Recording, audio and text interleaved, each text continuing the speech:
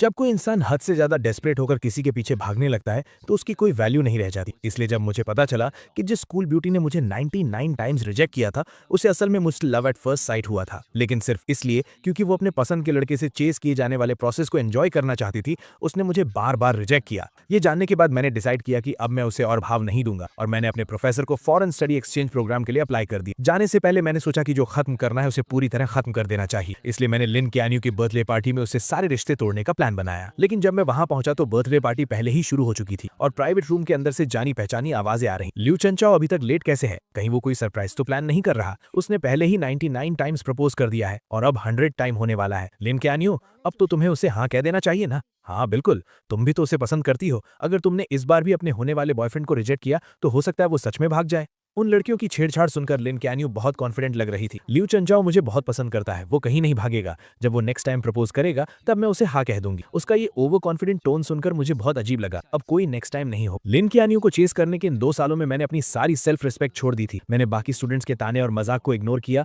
और हर रोज उसे खुश करने के लिए नए नए तरीके आजमाए, लेकिन मेरे सच्चे प्यार का कभी कोई जवाब नहीं मिला। मैंने कई बार गिव अप करने का भी सोचा और न जाने कितनी रातें अकेले रोते हुए गुजारी, लेकिन अगले दिन मैं फिर से हिम्मत जुटाकर उसके पीछे लग जाता था। यहाँ तक कि उसके करीब रहने के लिए मैंने उस फॉरेन एक्सचेंज स्टूडेंट प्रोग्राम को भी लगभग छोड़ ही गया था, जिसे पाना बहुत मुश्किल था। जब तक कि उस दिन मैंने गलती से लिन कैन्यू का फोन नहीं देख लिया। तब मुझे पता चला कि लिन कैन्यू को भी मुझसे लव एट फर्स्ट साइट हुआ था। उसने मेरा contact name dear husband save किया हुआ था और उसकी गैलरी में मेरी हजारों फोटोज थी। लेकिन ये जानने के बाद कि वो भी मुझे पसंद करती है, मुझे बिल्कुल भी खुशी नहीं हुई, बल्कि मुझे बहुत गुस्सा आया और सब कुछ एक मजाक लगने लगा। मैं थक चुका हूँ, मैंने हार मान ली है। अब मैं बस जाना चाहता हूँ और लिन कैन्यू की दुनिया से हमेशा के लिए गायब होना चाहता हूँ। जैसे ही मैंने दरवाजा खोला, रूम के अंदर की बातें अचानक रुक गईं। सबने बड़ी चालाकी से मुंह घुमा लिया और दूसरी बातें करने लगे, जैसे उन्होंने मुझे देखा ही ना हो। लिन कैन्यू ने भी अपनी ड्रिंक उठाई और गेम में शामिल हो गई। उसने एकदम कोल्ड सा फेस बना रखा था और मेरी तरफ देखा तक नहीं। मैंने उसकी तरफ देखा और मुझे मानना पड़ा कि उसकी एक्टिंग सच में कमाल की थी। पूरे रूम के लोगों के मुझे इग्नोर करने पर भी मुझे बिल्कुल बुरा नहीं लगा। मैं चुपचाप जाकर कॉर्नर की एक खाली सीट पर बैठ गया। अगले 1 घंटे तक सब लोग आपस में बातें करते रहे और मजे करते रहे, लेकिन मैं वहीं बैठकर अकेले अपना फोन चलाता रहा, जैसे कि मैं वहां हूं ही नहीं। पहले जब भी लिन कैन्यू सामने आती थी तो मैं किसी भी तरह उसके पास जाने का मौका ढूंढता था और उसका अटेंशन पाने के लिए अलग अलग टॉपिक्स पर बात करता था। इस बर्थडे पार्टी के लिए भी मैंने उसे बहुत मनाया था और कई लोगों से सिफारिश करवाई थी, तब जाकर उसने मुझे इन्वाइट किया था। नॉर्मली जो चीज इतनी मुश्किल से मिले उसकी ज्यादा कदर होनी चाहिए, लेकिन मेरा ये रिलैक्स्ड एटीट्यूड देखकर ऐसा लग रहा था जैसे मुझे उसके बर्थडे की कोई परवाह ही नहीं। मेरा ये पहले से एकदम अलग और कोल्ड बिहेवियर देखकर लिन कैन्यू आखिरकार खुद को रोक नहीं पाई और उसने छुप छुप कर मुझे कई बार देखा। बर्थडे सॉन्ग गाने और केक काटने के बाद जल्द ही गिफ्ट देने का टाइम आ गया। मैंने सबका वेट किया कि सब अपने गिफ्ट्स दे दें। फिर मैं आराम से खड़ा हुआ और अपने बैग से कैलेंडर निकालकर उसे दे दिया। वहां मौजूद सभी लोग हैरानी से मुझे देखने लगे, क्योंकि वो कैलेंडर बस एक हाथ के साइज का था और उसमें सिर्फ 30 पेजेस थे। वो देखने में बहुत ही सस्ता लग रहा था। मुझे फर्क नहीं पड़ा कि बाकी लोग क्या सोच रहे हैं। मैंने बस लिन चैनियो की तरफ देखा और आराम से कहा, लिन चैनियो, आज से तुम हर दिन इसका एक पेज फाड़ना। जब तुम आखिरी पेज पर पहुंचोगी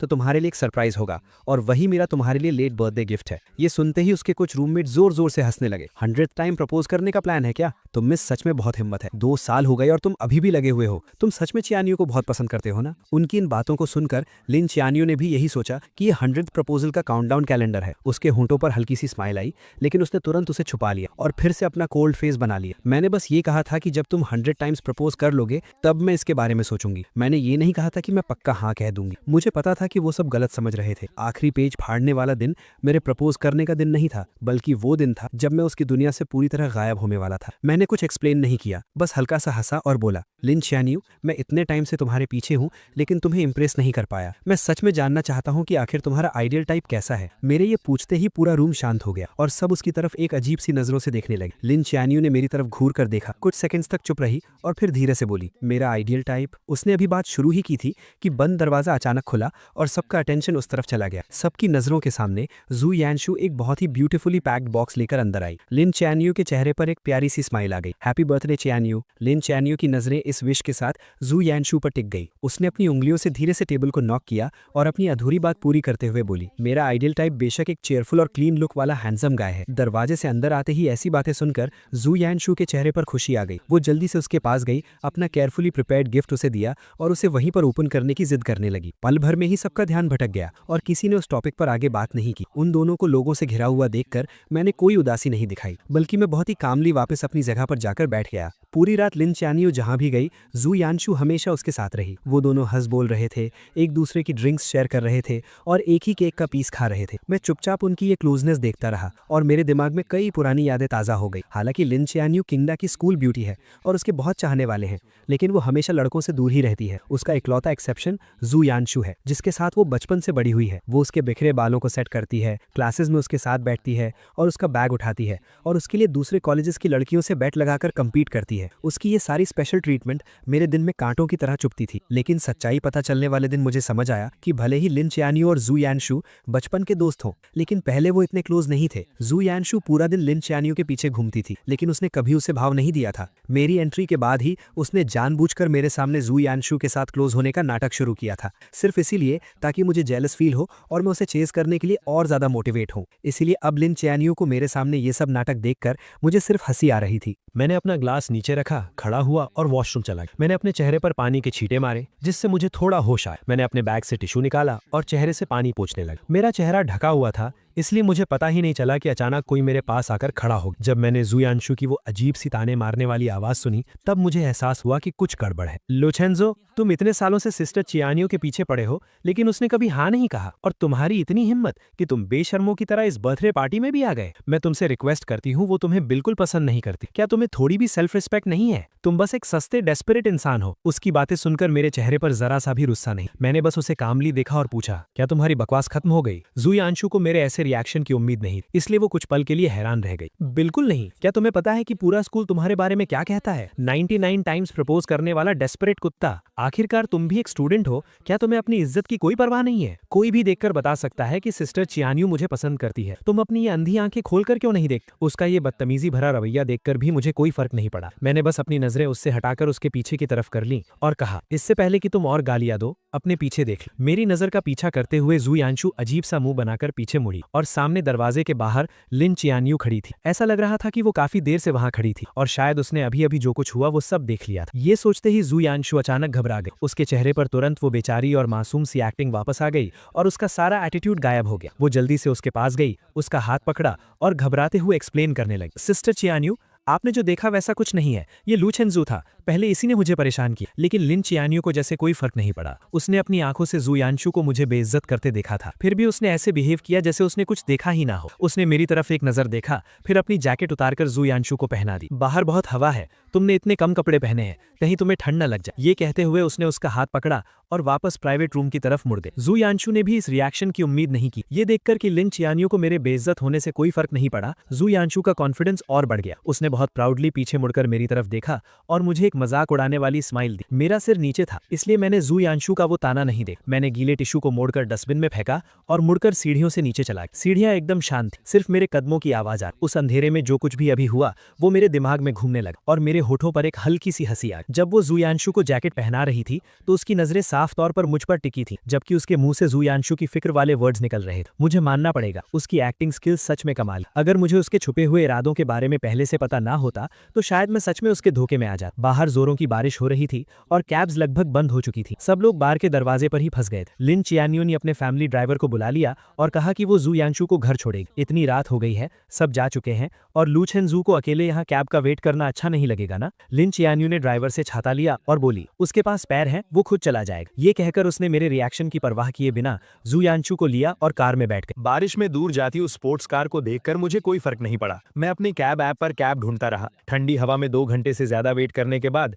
जब बारिश थोड़ी रुकी, तब आखिरकार एक ड्राइवर ने मेरी राइड एक्सेप्ट की। जब मैं घर पहुंचा तो रात के 2 बज चुके थे। मैं अपने दरवाजे पर गया, पासवर्ड डाला और जैसे ही दरवाजा खुला, सामने वाला दरवाजा भी खुला। आगे से जल्दी आया करो, तुम्हारे दरवाजा खोलने की आवाज बहुत तेज है, मेरी नींद खराब होती है। मैंने देखा कि उसने अभी तक अपने कपड़े भी चेंज नहीं किए थे। मुझे सब समझ आ गया और मैं मनी मन हंसा। मैंने बस यूं ही बोला और सीधा मुड़कर अपने रूम में चला गया। मैंने लाइट्स ऑन की और दरवाजा बंद कर लिया। जब मैंने जूते चेंज कर लिए तब बाहर से दरवाजा जोर से बंद होने की आवाज आई। मैंने उस पर ध्यान नहीं दिया, अपने कपड़े उतारे, एसी ऑन किया और ब्लैंकेट ओढ़कर सोफा पर लेट गया। ये अपार्टमेंट मैंने 6 महीने पहले स्पेशली तब खरीदा था जब मुझे किसी से पता चला कि लिन चियानियो अपने हॉस्टल से बाहर शिफ्ट हो गई है। उसे चेस करने के लिए मैं भी यहाँ मूव हो गया और उसका नेबर बन गया। सुबह ब्रेकफास्ट देना, रात को गुड नाइट बोलना, हर रोज उससे मिलने के नए नए बहाने ढूंढना, ये सब मैं सिर्फ उसे इंप्रेस करने के लिए करता था। लेकिन मैं उसकी कितनी भी परवाह कर लूं, वो हमेशा मुझे इग्नोर ही करती थी। लेकिन जब मुझे उसके सीक्रेट के बारे में पता चला, तब मुझे समझ आया कि वो हमेशा बस इग्नोर करने का नाटक कर रही थी। जैसे आज रात वो बहुत पहले घर आ चुकी थी, उसने अपने कपड़े तक चेंज नहीं किए थे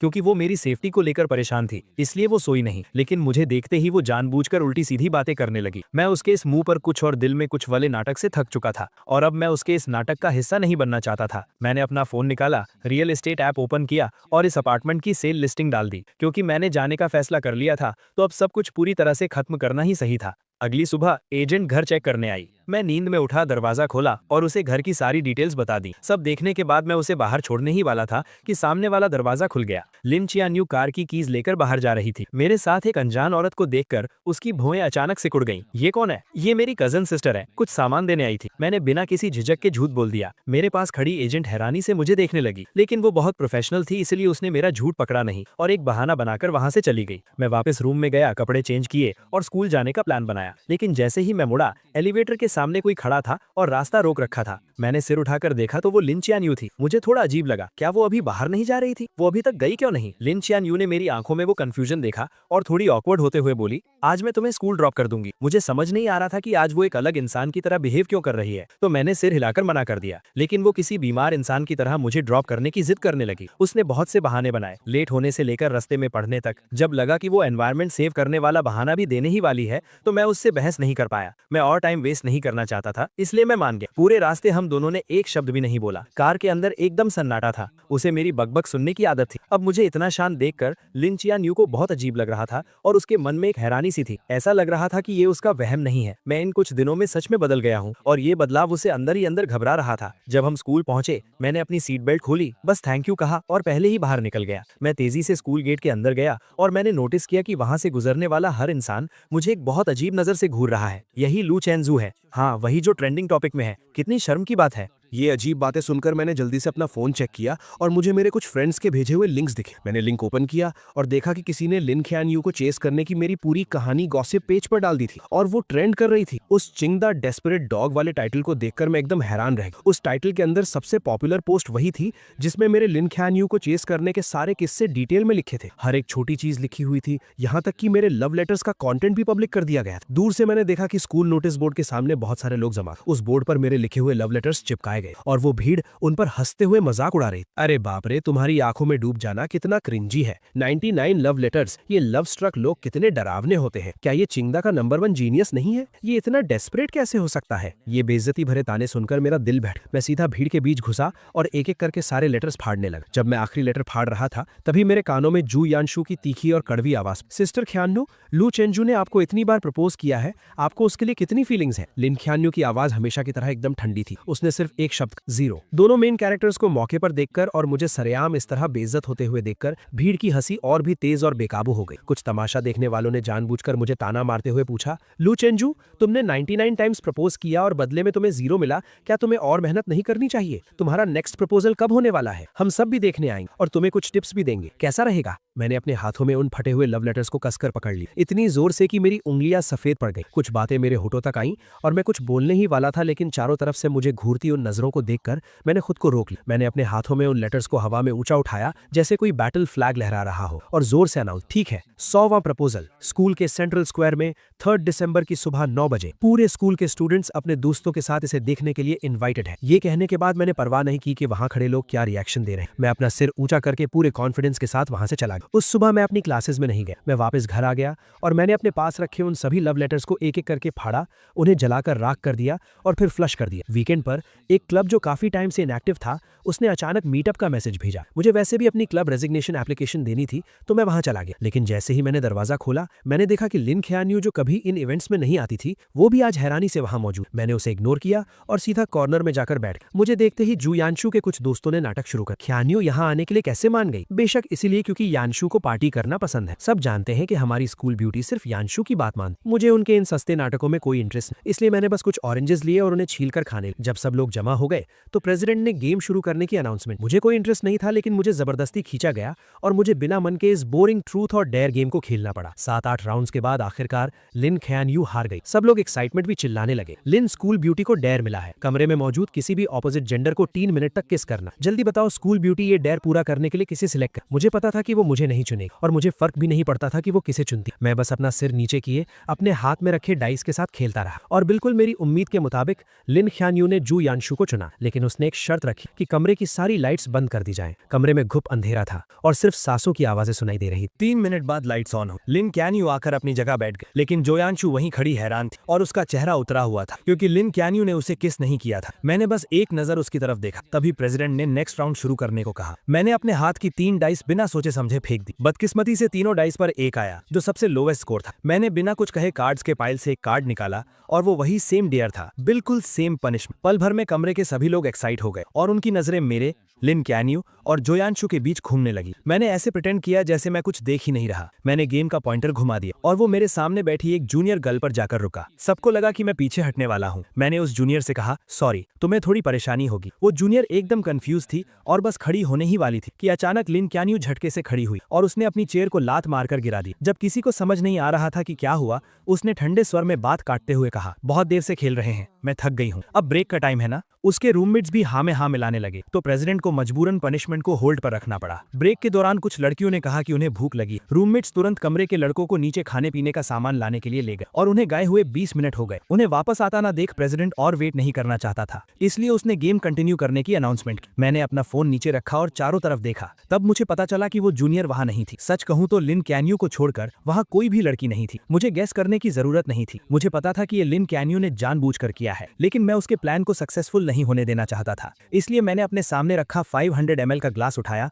और सबकी तरफ इशारा किया। मैंने जिस पार्टनर को सिलेक्ट किया था वो जा चुका, इसलिए गेम के रूल्स के हिसाब से मैं ड्रिंक खत्म करके अपनी पनिशमेंट पूरी करूंगा। ये कहने के बाद मैंने बिना कोई एक्सप्रेशन बदले पूरा ग्लास एक सांस में खत्म कर दी। लिन क्यान्यू को उम्मीद नहीं थी कि मैं उसे चुनने के बजाय ड्रिंक पीना चूज करूंगा। उसका चेहरा तुरंत गुस्से से डार्क हो गया। उसने मेरी तरफ देखा जिसका चेहरा अब लाल हो रहा था और अपने हाथ में पकड़े डाइस को इतनी जोर से दबाया कि उससे आवाज आने लगी। आधे लोगों के चले जाने के बाद गेम में कोई मजा नहीं बचा था, इसलिए वो पार्टी वहीं खत्म हो गई। मैं नशे में झूमता हुआ सबके जाने का वेट करता रहा। फिर मैंने अपने बैग से क्लब रेजिग्नेशन एप्लीकेशन निकाली और प्रेसिडेंट को दे दी। दीवार के सहारे मैं नीचे जाने की कोशिश करने लगा। मैं सीढ़ियों के पास पहुंचा ही था कि मुझे धुंधला धुंधला जोयांशु दिखाई दी। मैं उसे इग्नोर करके साइड से निकलने ही वाला था कि उसने मेरा हाथ जोर से पकड़ लिया। उसकी आंखों में बहुत गुस्सा था। अभी लाइट्स ऑन होने के बाद तुमने मुझे उस अजीब नजरों से क्यों देखा था? मैं तुम्हें बता दूं, भले ही सिस्टर क्यान्यू में मुझे किस नहीं किया, उसका भी एक रीजन था। वो मेरी रिस्पेक्ट करती है। उसकी बातें सुनकर मेरी हंसी छूटने ही वाली थी, लेकिन मुझे पता था कि इस वक्त मैं कुछ भी कहूं जोयांशु नहीं समझेगी, इसलिए मैंने बस अपना सिर हिलाया और कहा,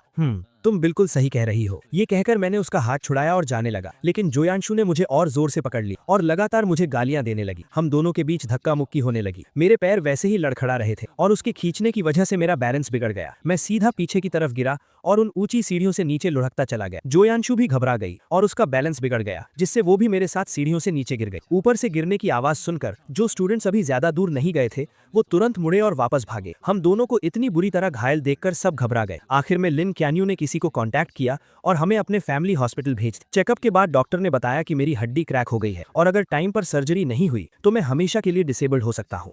जब से उसे पता चला कि हमें चोट लगी है, उसकी नजरें मुझसे एक पल के लिए भी नहीं हटी। मेरे पीले पड़े चेहरे और माथे से टपकते पसीने को देखकर ऐसा लग रहा था जैसे वो भी मेरे दर्द को फील कर रही थी और उसका दिल भी दर्द से तड़प रहा था। ऑपरेशन थिएटर रेडी था, लेकिन हॉस्पिटल में अभी सिर्फ एक ही एक्सपर्ट डॉक्टर मौजूद था जो ये सर्जरी कर सकता था। लिन क्यान्यू को डिसाइड करना था कि पहले सर्जरी किसकी होगी। उसने बिना सोचे मेरी तरफ देखा और मेरी नजरें भी उसी पर थी। मेरी उन आंखों में अब पहले वाला प्यार और पागलपन नहीं था, बस एक मरे हुए तालाब जैसी शांति थी। मेरी उस नजर को देखकर लिन क्यान्यू का दिल जोर से कांप उठा। मिस, प्लीज जल्दी डिसाइड कीजिए, पहले की सर्जरी करनी है। मैं स्ट्रेचर पर अपने पीले पड़े चेहरे के साथ लेटा हुआ था। बेहोश होने से ठीक 1 सेकंड पहले मैंने लिन क्यान्यू को पूरे कॉन्फिडेंस के साथ एक नाम लेते हुए सुना, जोयांशु। पहले जोयांशु को बचाओ। जल्दी ही डॉक्टर्स जोयांशु को ऑपरेशन थिएटर में ले गए। जैसे ही वो दरवाजा बंद हुआ मैं पूरी तरह से बेहोश हो गया। जब मुझे दोबारा होश आया तब तक 1 दिन बीत चुका था। आंखें खोलते ही सबसे पहले मैंने अपने पैरों को हाथ लगाकर चेक किया। जब मुझे फील हुआ कि मेरे पैर अभी भी सही सलामत हैं, तब जाकर मैंने चैन की सांस ली। मेरी आंखों से खुशी के आंसू छलक पड़े। थैंक गॉड, मैं डिसेबल्ड नहीं हुआ। खबर मिलते ही मेरे मेरे पेरेंट्स तुरंत आ गए और मुझे टॉप फ्लोर के वीआईपी वार्ड में शिफ्ट कर दिया, जहां वो मेरी देखभाल करने लगे। 2 घंटे बाद जू यांशु को मेरे ठीक सामने वाले वार्ड में शिफ्ट किया गया। लिन क्यून्यू खुद उसका हाथ पकड़कर उसे अंदर लेकर आई। चेकअप्स में आसानी हो इसलिए दोनों वार्ड्स के दरवाजे खुले हुए थे और मैं सामने वाले वार्ड में जो कुछ भी हो रहा था वो सब साफ साफ सुन सकता था। जू यांशु दर्द से परेशान थी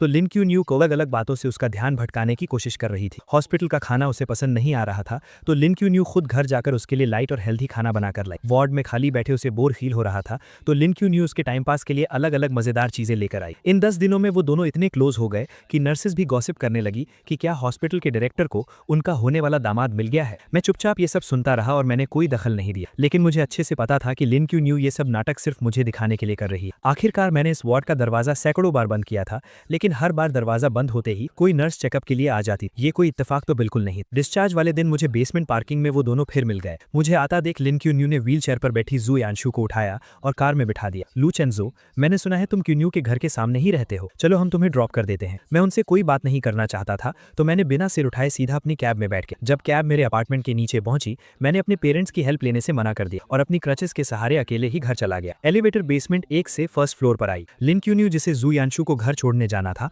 वो अचानक एलिवेटर के अंदर आ गई। हम दोनों ने एक दूसरे को देखा लेकिन किसी ने कुछ नहीं कहा। एलिवेटर 17th फ्लोर पर रुकी। लिन क्यून्यू दरवाजे के पास खड़ी थी और बाहर नहीं जा रही, इसलिए मुझे अपनी क्रचेस के सहारे थोड़ा घूमकर पहले बाहर निकलना पड़ा। मैं धीरे चल रहा था लेकिन मेरे पीछे आ रही लिन क्यून्यू मुझसे भी धीरे चल रही। मैं फील कर सकता था कि उसकी नजरें मुझ पर ही टिकी थी। जब मैं दरवाजे पर पहुंचा मैंने पासवर्ड डालना चाहा लेकिन अचानक मेरी क्रच जमीन पर गिर गई। मुझे दीवार के सहारे धीरे धीरे नीचे झुकना पड़ा। जैसे ही मैंने अपनी क्रच पकड़ी अचानक मेरे सामने एक परछाई सी आई। लिन क्यानयू भी नीचे बैठ गई थी, शायद मेरी क्रच उठाने के लिए, लेकिन जैसे ही उसकी नजर मुझसे मिली उसने अपना हाथ पीछे खींच लिया और अपने खुले हुए शूलेस बांधने का नाटक करने लगी। मेरे चेहरे पर एक मजाक उड़ाने वाली स्माइल आ गई। मैंने अपनी क्रच उठाई, धीरे धीरे खड़ा हुआ और रूम के अंदर चला गया। घर पर लंबे समय तक रेस्ट करने के बाद फाइनल एग्जाम्स का टाइम आ गया। हालांकि मुझे जल्द ही विदेश जाना था लेकिन अब मैं थोड़ा चल सकता था, इसलिए मैंने एग्जाम पोस्टपोन करने की एप्लीकेशन नहीं दी और एग्जाम देने चला गया। लेक्चर हॉल में बहुत सीढ़ियां थी और मेरे पैरों की चोट अभी पूरी तरह ठीक नहीं हुई थी, इसलिए मैं बीच में फर्स्ट रो में बैठ गया। थोड़ी देर में लिन क्यानयू जू यांशु को सहारा देकर अंदर लाई। मुझे देखते ही जू यांशु ने तुरंत नाटक शुरू कर दिया कि उसके पैर में दर्द है और उसे फर्स्ट रो में ही बैठना है। लिन क्यानयू उसे मेरे बगल वाली सीट तक ले आई और खुद दीवार के साथ वाली सीट पर बैठ गए। एग्जाम जल्द ही शुरू हो गया। जू यांशु ने वेट किया और जैसे ही टीचर आखिरी सीढ़ी से नीचे उतरा उसने चुपके से पेपर की एक चिट मेरी डेस्क पर फेंक दी जो बीच के आयल से पार होकर मेरे पास आई। मेरा पेन पकड़ा हुआ हाथ रुक गया। मुझे कुछ समझ आता उससे पहले ही टीचर मुड़ा और उसने मुझे डांट दी। एग्जाम से पहले ही मैंने बार बार कहा था कि मार्क्स कम आए तो चलेगा लेकिन कैरेक्टर पर कोई सवाल नहीं उठना चाहिए। चीटिंग बिल्कुल अलाउ नहीं और तुमने जानबूझकर ये गलती की है। लू चेनचाओ, तुम्हारा एग्जाम कैंसिल किया जाता है। तब जाकर मुझे समझ आया कि यू यांशु का असली प्लान क्या था, लेकिन मैं चुपचाप ये इल्जाम अपने सिर नहीं लेना चाहता था। मैं तुरंत खड़ा हुआ और अपने डिफेंड में कहा कि सीसीटीवी फुटेज चेक किया जाए। बदकिस्मती से सुबह ही टीचिंग बिल्डिंग की इलेक्ट्रिसिटी कट गई थी, इसलिए क्लास का सीसीटीवी कैमरा चालू नहीं था। यू यांशु के चेहरे पर हैरानी से खुशी में बदलते हुए एक्सप्रेशन को देखकर मुझे बहुत गुस्सा आ रहा था। लिन क्यानयू यू यांशु के बगल में बैठी और उसने सब कुछ अपनी आंखों से देखा था। टीचर भी किसी बेकसूर को सजा नहीं देना चाहता था, इसलिए उसने तुरंत लिन क्यानयू को आगे बुलाया। किंगडा की टीचिंग बिल्डिंग लिन फैमिली ने ही इन्वेस्ट की थी। लिन क्यानयू को किसी की चापलूसी करने की जरूरत नहीं और वो हमेशा फेयर रहती, इसलिए टीचर्स और स्टूडेंट्स के बीच उसकी बात को बहुत अहमियत दी जाती। पूरी बात सुनने के बाद लिन क्यानयू ने आंखें उठाकर मुझे देखा और फिर बहुत ही कामनेस के साथ बोली, जिसने चीटिंग की वो यू यांशु नहीं है। उसके ये कहते ही मेरे ऊपर लगा इल्जाम पक्का हो। लू चेनचाओ, अब तुम्हारे पास क्या बहाना है? तुमने चीटिंग की, उसे एक्सेप्ट भी नहीं कर रहे और उल्टे अपनी क्लासमेट पर इल्जाम लगा रहे हो। तुम सच में सुधरने वाले नहीं। तुम्हारे पिछले मार्क्स भी कहीं चीटिंग से तो नहीं आए थे? कुछ भी हो जाए इस बार मैं इसे पूरे स्कूल में अनाउंस करके तुम्हें पनिश करूंगा। मैं अपनी जगह पर ही खड़ा रह गया। मुझे ऐसा लगा जैसे मैं किसी बर्फ की खाई में गिर गया। मुझे लगा था कि सही और गलत के बीच फैसले के वक्त लिन क्यानयू हमेशा अपने प्रिंसिपल्स को फॉलो करेगी, इसलिए मैंने उसका नाम लिया। लेकिन मुझे बिल्कुल उम्मीद नहीं थी कि सब कुछ अपनी आंखों से देखने के बावजूद वो यू यांशु को बचाने के लिए झूठ बोलेगी। अब मैं कितनी भी सफाई दे दूं सब बेकार था। मैंने लिन क्यानयू को गहरी नजरों से देखा और बिना एक शब्द कहे वहां से चला गया। मेरी उन लाल आंखों को देखकर लिन क्यानयू अचानक घबरा गई। वो बिना सोचे मेरे पीछे आई और मेरा रास्ता रोक। लू चेनचाओ, मुझे पता है इस मामले में गलती यांशु की थी, लेकिन वो बहुत सेंसिटिव है। मैं नहीं चाहती कि लोग उसके बारे में बातें बनाएं। उसने मुझे एक बार भी सॉरी नहीं कहा, बस यू यांशु को डिफेंड करने में लगी हुई थी। मुझे तो शक होने लगा था कि उस दिन जो फोटोज मैंने देखी थी वो कहीं कोई सपना तो नहीं था, तो इसी वजह से तुमने मुझे फंसाने में उसकी मदद की। वो लोगों के ताने नहीं सह सकती लेकिन मैं सह सकता हूँ, है ना? लिन चैन-यू, तुम्हें लगता है कि मैंने तुम्हें 99 टाइम्स प्रपोज किया है तो मैं बहुत बेशर्म हूँ और मैं इतना स्ट्रांग बन चुका हूँ कि मुझे किसी की बातों से कोई फर्क नहीं पड़ता। मेरी ये हालत देखकर लिन चैन-यू की बाई आंख फड़कने लगी। उसने सीधा मेरा हाथ पकड़ा और बोली, मेरा वो मतलब नहीं था, ये सिर्फ एक एग्जाम है, क्रेडिट्स बाद में मेकअप किए जा सकते हैं। आज तुम्हारे साथ जो भी नाइंसाफी हुई है, मैं आगे चलकर उसे ठीक करने का कोई ना कोई रास्ता निकाल लूंगी। ठीक करना? तुम तो मुझे पसंद भी नहीं करती, फिर इसे कैसे ठीक करोगी? मेरा ये मजाक उड़ाने वाला टोन सुनकर लिन चैन-यू का दिल बैठ गया और वो लगभग अपने दिल की बात बोलने ही वाली थी। किसने कहा मैं पसंद नहीं करती? ये बोलते ही उसे एहसास हुआ कि उसने कुछ गलत बोल दिया है। उसने जल्दी से खुद को रोका और कहा, तुम मुझ पर ट्रस्ट करो, तुम्हारे 100th प्रपोजल के दिन मैं तुम्हें सब कुछ वापस लौटा दूंगी। लिन चैन-यू बस यही कहने वाली थी कि वो मेरे प्रपोजल को पक्का एक्सेप्ट कर लेगी। पहले वो इतनी आसानी से अपनी फीलिंग शो नहीं करती थी, लेकिन अब मुझे कोई फर्क नहीं पड़ता था। मैंने उसका हाथ झटक दिया और बोला, तो फिर उस कैलेंडर के पेजेस फाड़ती रहो और आखिरी दिन का वेट करो। मुझे अपना हाथ पीछे खींचते देख लिन चैन-यू भी हैरान रह गई और आखिरकार उसकी आवाज थोड़ी सॉफ्ट हो गई। ठीक है, सिर्फ 3 दिन बचे हैं, मैं तुम्हें जरूर एक सेटिस्फैक्टरी जवाब दूंगी। मेरे जाने से 3 दिन पहले वो अपार्टमेंट जो मैंने सेल के लिए डाला था वो बिक गया। एजेंट कॉन्ट्रैक्ट लेकर आई और मैंने तुरंत साइन कर दिया। मैं 3 दिन बाद शिफ्ट हो जाऊंगा। इन कुछ दिनों में मैं घर का सारा सामान साफ कर दूंगा और नया ओनर तब यहाँ आ सकेगा। एजेंट ने डेट्स नोट की और मैं उसे एलिवेटर तक छोड़ने गया। दरवाजा खुलते ही लिन चैन-यू 2 बैग्स लिए बाहर आई। उसने कुछ देर तक एजेंट को घूर कर देखा और फिर बहुत पोलाइटली कहा, गुड मॉर्निंग। एजेंट ने भी हैरानी में रिप्लाई किया, गुड मॉर्निंग। एलिवेटर के नीचे जाने के बाद मैं मुड़कर अपने रूम में जाने ही वाला था कि अचानक लिन चैन-यू ने मुझे रोक लिया और अपने हाथ में पकड़ा एक बैग मेरी तरफ बढ़ा दिया। मैं बस वहां से गुजर रही थी। मैंने ये थोड़ा ज्यादा ले लिया है और मैं इसे खत्म नहीं कर पाऊंगी। क्या तुम थोड़ा ट्राई करना चाहोगे? मैंने उस बैग की तरफ एक नजर डाली। वो मेरे फेवरेट ड्राई फ्रूट्स थे। ये शॉप ईस्ट साइड में थी, जहां आने जाने में 2 घंटे लगते थे और वहां 1 घंटे की लाइन में लगना पड़ता था। वो स्पेशली मेरे फेवरेट स्नैक्स खरीदने गई थी और फिर उसे मुझे देने का बहाना ढूंढ लाई। मैंने बिना कुछ कहे वो बैग ले लिया,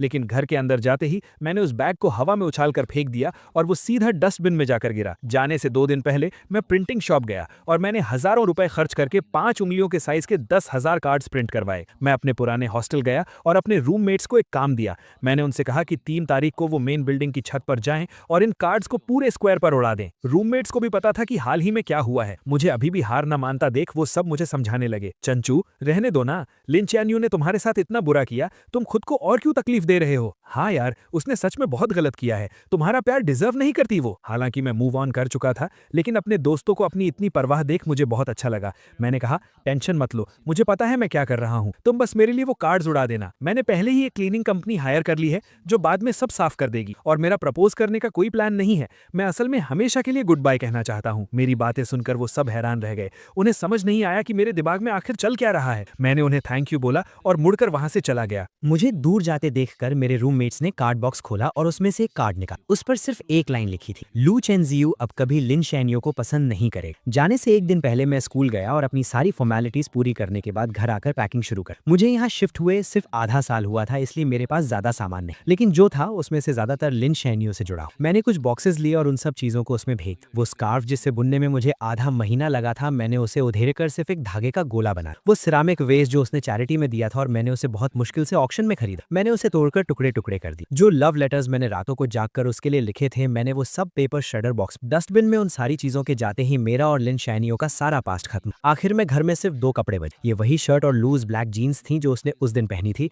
जब हम पहली बार मिले। मैंने माचिस जलाई और उन्हें जलाकर राख कर दी। जब मैं खड़ा हुआ तो मैंने देखा कि लिन चैन-यू कुछ ही दूरी पर खड़ी थी। मैंने बहुत कामली उससे कहा, बस कुछ फालतू का कचरा साफ कर, और मुड़कर अपस्टेयर्स चला। अगले दिन सुबह होते ही मैं सामने वाले दरवाजे की आवाजों से उठ गया। मैंने नींद में अपनी आंखें खोली और टाइम देखने के लिए अपना फोन उठाया। तभी मैंने नोटिफिकेशन बार में लगातार आते हुए ढेरों मैसेजेस देखे। मुझे समझने में थोड़ा टाइम लगा कि ये सारे मैसेजेस 20 से ज्यादा लोगों के ग्रुप से आ रहे हैं। 1 साल पहले लिन चैन-यू की पसंद जानने के लिए मैं चुपके से इस ग्रुप में जुड़ा था। मैं उस ग्रुप से लीव होना भूल गया और लिन चैन-यू को भी नहीं पता था कि मैं उस इतनी सुबह सुबह जो लोग बातें कर रहे थे वो लिन चैन-यू की हॉस्टल फ्रेंड्स थी। चैन-यू इतनी जल्दी उठ गई, कहीं ऐसा तो नहीं कि एक्साइटमेंट के मारे तुम रात भर सोई ही नहीं? ये भी कोई पूछने की बात। वो कल रात 11 बजे से ही तैयारी में लगी। क्या इस बार सच में तुम लू चेन-जियू का प्रपोजल एक्सेप्ट करने वाली हो? यहाँ तक स्क्रॉल करने के बाद मेरे हाथ रुक गए। मैंने देखा कि नीचे लिन चैन-यू ने एक लंबा सा मैसेज टाइप किया हुआ था। प्रपोजल एक्सेप्ट करने की बात नहीं है, हम दोनों एक दूसरे को पसंद करते हैं तो हमारा साथ आना तो वैसे भी तय। अब ये फालतू के सवाल मत, मुझे ये बताओ कि आज कौन सी ड्रेस ज्यादा अच्छी लगे, ये वाली या ये ये वाली। उसके भेजी गई दर्जनों ड्रेसेस की फोटोज देखकर ग्रुप में खलबली मच गई। हे भगवान, इतनी सारी तैयारियां! क्या ये हमारी वही कोल्ड स्कूल ब्यूटी है जो लड़कों से दूर रहती थी?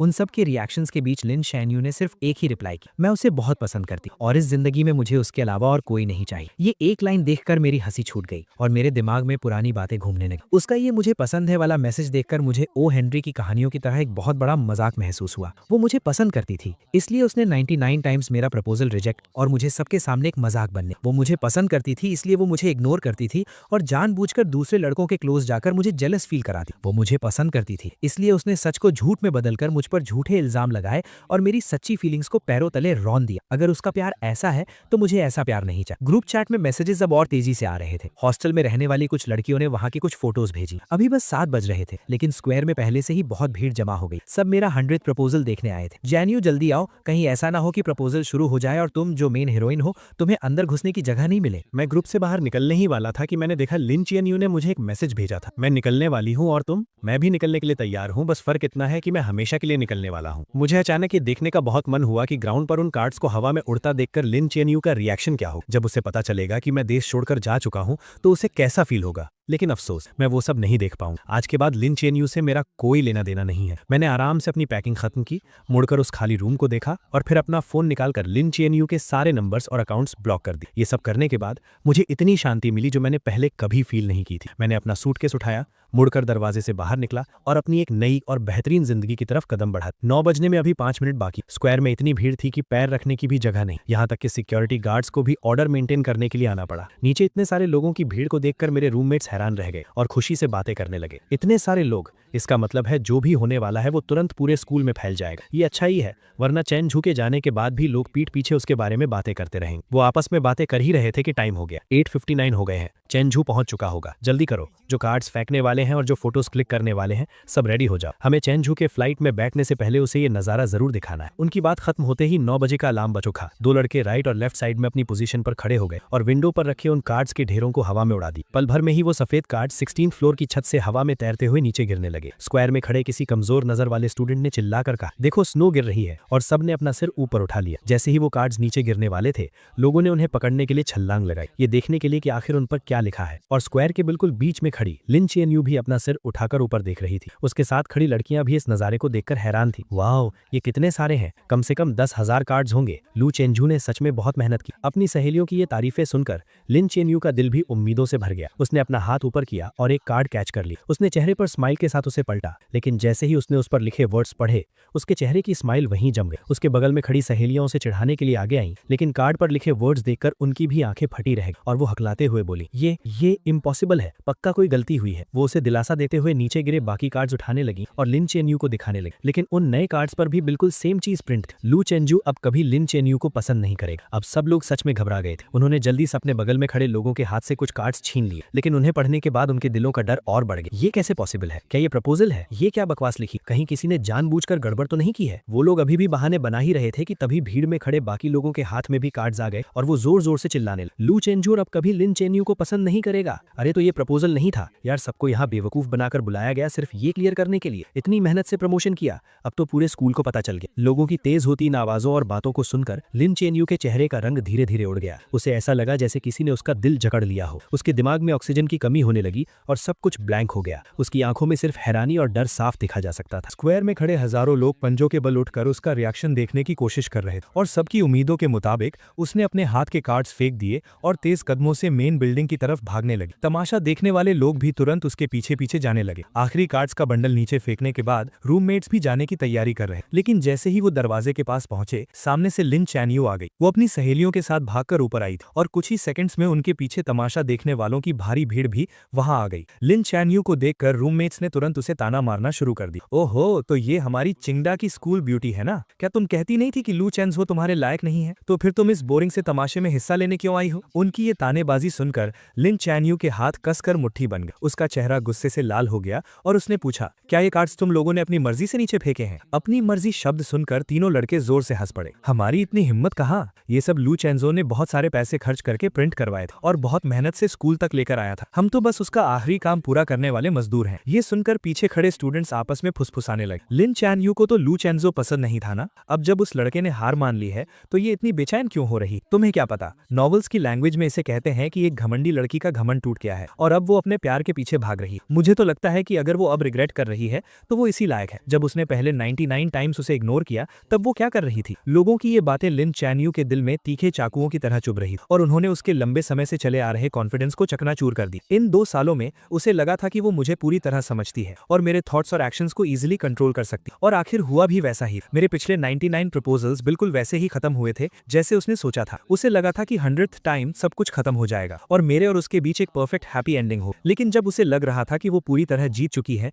मैंने पूरी दुनिया के सामने उसे सबसे बड़ा झटका दिया। अब वो पहले की तरह शांत और केयरलेस होने का नाटक नहीं कर पा रही। उसकी असलियत सबके सामने आ चुकी। लू चेंजो कहाँ है? प्रेसिडेंट सू ने उसके चेहरे को देखा। उनके होठों पर मजे लेने वाली एक स्माइल आई और उन्होंने हाथ उठाकर चिड़िया के उड़ने का इशारा की। प्रपोजल खत्म हो गया तो जाहिर सी बात है वो उड़ गया। लू चैन यू को लगा कि वो मजाक कर रहा है, लेकिन आखिरी 2 वर्ड सुनकर उसके दिल की धड़कन कुछ सेकंड्स के लिए रुक गई। उड़ गया का मतलब क्या है? अचानक उसके मन में एक बहुत बुरा ख्याल आया। उसने सामने खड़े लड़कों को धक्का दिया और छत की तरफ भागी। छत बिल्कुल खाली थी, वहां कोई नहीं था और सीढ़ियों और एलिवेटर में लोगों की इतनी भीड़ थी कि मेरा नीचे जाना इम्पॉसिबल था। क्या लू चेंजो आज स्कूल नहीं आया था? ये एहसास होते ही वो बुरी तरह घबरा गई और उसे समझ नहीं आ रहा था कि वो क्या करे। सिक्योरिटी गार्ड्स ने आखिरकार मेन बिल्डिंग में फंसी सारी भीड़ को बाहर निकाला। अपनी सहेलियों के सहारे लिन चैन यू नीचे आई। उसने देखा कि 7-8 स्वीपर्स जमीन से वो कार्ड्स साफ कर रहे थे। वो बिना कुछ सोचे नीचे झुकी और एक कार्ड उठाया जिस पर जूतों के निशान छपे थे। अब जब उसने उन वर्ड्स को देखा तो उसकी फीलिंग्स बदल चुकी थी। उसका गुस्सा और हैरानी अब एक कभी ना खत्म होने वाले डर और घबराहट में बदल चुके थे। कुछ नहीं होगा चैन यू, लू चेंजो ने ये सब पक्का उस सस्पेंशन वाले मामले के गुस्से में किया होगा। तुम वापस जाओ और उसे अच्छे से एक्सप्लेन करो। अपने दिल की सारी बातें उसे बता दो। वो तुम्हें बहुत पसंद करता है, वो तुम्हें पक्का माफ कर देगा। हाँ, उसने तुम्हें 2 साल चेज किया है और 99 टाइम्स प्रपोज किया है। इस बार वो पक्का बस ऐसे ही गुस्सा दिखा रहा है। तुम उसे थोड़ा सा मना लोगी तो वो मान जाएगा। हालांकि सब लोग उसे पॉजिटिव बातें बोलकर समझा रहे थे, लेकिन लिन चैन यू के सिक्स्थ सेंस उसे बता रही थी कि इस बार सब कुछ पहले से बिल्कुल अलग है। वो अपनी उस घबराहट को रोक नहीं पा रही थी और उसे अपनी सहेलियों की बातें भी शोर लग रही थी। परेशान होकर वो सीधा कार ड्राइव करके अपार्टमेंट की तरफ निकल गई। वो मुझे ढूंढकर सब कुछ क्लियर करना चाहती थी। 10:30 पर उसने अपनी कार पार्क की और जैसे ही सोसाइटी के गेट पर पहुंची उसने डस्टबिन साफ करने वालों को देखा। अचानक उसे कल रात का वो सीन याद आ गया जब मैं जमीन पर बैठकर कुछ जला रहा था। उस वक्त भी उसे लगा था कि कुछ अजीब है, लेकिन उसने मुझसे पूछा नहीं। अब वो देखना चाहती थी कि आखिर मैंने क्या जलाया था, लेकिन गार्ड ने वहां नया डस्टबिन रख दिया था। क्लीनिंग ट्रक दूर जा चुका था तो मजबूरन लिन चैन यू हाथ में वो कार्ड लिए ऊपर चली गई। एलिवेटर का दरवाजा खुलते ही वो सामने रखे कुछ बड़े लगेज बॉक्सेस के कारण अंदर ही फंस गई। पास खड़े लड़के ने देखा कि वो बाहर नहीं आ पा रही है तो उसने जल्दी से सॉरी बोला और लगेज हटाने लगा। लिन चैन यू ने अंदाजा लगाया कि शायद ये कोई नया नेबर है जो पास वाले अपार्टमेंट में शिफ्ट हुआ है, लेकिन जैसे ही वो अपने दरवाजे पर पहुंची उसने देखा कि सामने वाला दरवाजा आधा खुला हुआ था। उसने हाथ उठाकर नॉक किया। अंदर बिल्कुल सन्नाटा था। इस अजीब सन्नाटे की वजह से लिन चैन यू की भौएं सिकुड़ गईं। वो बस दरवाजा खोलकर अंदर देखने ही वाली थी कि पीछे से एक लड़के की आवाज आई, हेलो, मैं 1705 का नया ओनर हूँ, अभी शिफ्ट हुआ हूँ, प्लीज मेरा ख्याल रखिएगा। 1705 सुनकर लिन चैन यू ने बिना सोचे दरवाजे की नेम प्लेट पर देखा। अगले ही पल वो एक मूर्ति की तरह वहीं जम गई। वो लड़का अपना लगेज लाते हुए बहुत एक्साइटमेंट के साथ अपना इंट्रोडक्शन दे रहा था, लेकिन लिन चैन यू ने उसकी एक बात नहीं सुनी। वो अचानक मुड़ी और उसकी नजरें उसके लेफ्ट साइड वाले दरवाजे पर टिक गई। 1705 का डोर नंबर, 1705 का नया ओनर, तो पुराना ओनर कहाँ गया? एजेंट ने बताया कि वो आज सुबह ही शिफ्ट हो गए। क्या आप उन्हें जानती हैं? क्या आप मुझे उनका कॉन्टैक्ट नंबर दे सकती हैं? ऐसा लग रहा था कि उन्हें जाने की बहुत जल्दी थी। उन्होंने इस अपार्टमेंट का प्राइस बहुत कम रखा था तो मैंने जल्दी से इसे खरीद लिया। मैं उन्हें एक बार थैंक यू बोलना चाहता था। इन कुछ शब्दों ने लिन चैन यू का दिमाग सुन कर दिया। काफी देर तक वहीं खड़े रहने के बाद उसे अचानक होश आया। वो साइड हुई और उसने उस आधे खुले दरवाजे को धक्का देकर खोल दिया। रूम पूरी तरह खाली था। कुछ फर्नीचर को छोड़कर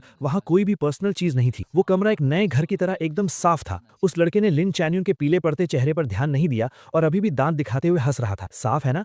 एजेंट ने बताया कि उस भाई ने 3 दिन तक सफाई की क्योंकि सारा सामान ले जाना मुश्किल था तो उसने बहुत सी चीजें फेंक भी दी। लिन चैन यू को याद ही नहीं था कि वो अपने घर वापस कैसे पहुंचा। जब उसे होश आया तो उसने खुद को दरवाजे के पास जमीन पर गिरा हुआ पाया। उसके पैरों में कोई जान नहीं बची थी और वो पूरी पसीने में भीगी हुई थी, जैसे अभी अभी पानी से निकाली गई हो। उसने अपना फोन निकाला, वी चैट पर मेरी प्रोफाइल ओपन की और कांपते हाथों से कुछ वर्ड्स टाइप किए। तुम यहाँ से शिफ्ट क्यों हो गए? जैसे ही उसने सेंड बटन दबाया, स्क्रीन पर एक लाल निशान आ गया। उस लाल निशान को देखकर उसकी आंखें कुछ सेकंड्स के लिए वहीं टिक गईं। फिर भी उसे यकीन नहीं हुआ तो उसने कुछ और मैसेजेस सेंड किए, लेकिन हर बार वही सेम फेल्ड मैसेज की वार्निंग आई। फोन की स्क्रीन को देखकर उसे ऐसा लगा जैसे किसी ने उसका गला घोंट दिया हो और उसकी सांस रुकने लगी। जैसे ही उसकी सांस रुकने वाली थी, फोन बजा। उसने अपना हाथ हटाया और फोन उठाया। तभी उसे अपनी रूममेट की घबराई हुई आवाज सुनाई दी। चीएनयू, गड़बड़ हो गई। लू चेंजू इटली चला गया है। मैंने अभी अभी नोटिस बोर्ड पर एक्सचेंज स्टूडेंट लिस्ट में उसका नाम देखा है। ये बात लिन चीएनयू के दिल में किसी बिजली की तरह गिरी और एक तूफान ले आई। उसने कैबिनेट पकड़कर खड़े होने की कोशिश की, लेकिन उसके सुन्न पड़े पैर उसका साथ नहीं दे रहे थे। वो सीधे सिर के बल जमीन पर गिर पड़ी और उसका माथा दीवार के कोने से जोर से टकराया। वहां एक गहरा घाव हो गया